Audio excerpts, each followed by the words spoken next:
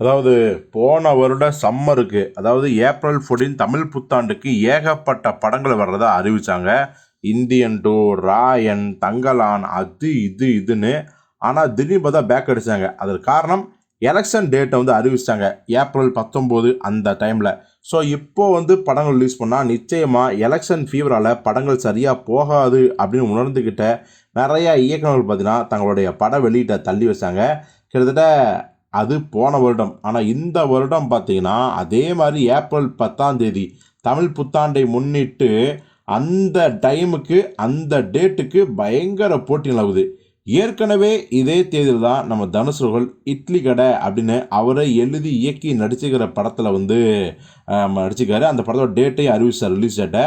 ஆனால் யாரும் எதிர்பார்க்காத மாதிரி இப்போது நம்ம அஜித்தோட குட் பேட் அக்லி அந்த படத்தோட ரிலீஸ் தேதியும் பார்த்தீங்கன்னா அறிவிச்சிட்டாங்க. அதுவும் அதே ஏப்ரல் 10. இப்போ தான் ஏற்கனவே தனுஷ் அவர்கள் அறிவிச்சாரு, அப்புறம் எதுக்கு அஜித் அறிவிக்கணும் அப்படிங்கிற ஒரு சலசலப்பு எழுந்திருக்குது.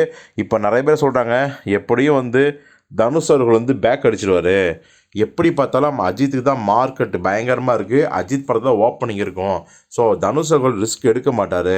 இன்னும் சொல்லப்போனால் ஏற்கனவே பார்த்தீங்கன்னா இந்த போன வருடம், அதாவது வேட்டையன் வெர்சஸ் இன்னொரு படம் எதுனா முதல்ல அதே தேதியில் ரிலீஸ் ஆக வேண்டிய கங்குவா படம், அதுதான் வந்து ஃபஸ்ட்டு அறிவித்தாங்க.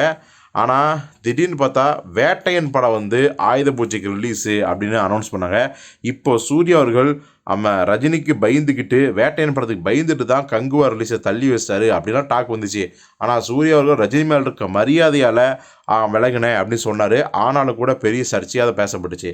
இப்போது அதே மாதிரி தனுஷ் அவர்கள் இந்த இட்லி கடை படத்தை அஜித்துக்காகவும் அஜித்தோட அந்த குட் பேட் அக்லி படத்தோட மாசுக்காகவும் எதிர்பார்க்கவும் பயந்துக்கிட்டோ அல்லது மரியாதை நிமித்தமாவோ எப்படி பார்த்தாலும் இட்லி கடை பேக் அடிக்குமா இல்லையா அப்படிங்கிற சஸ்பென்ஸ் தான் எங்கேயும் நிலவுது.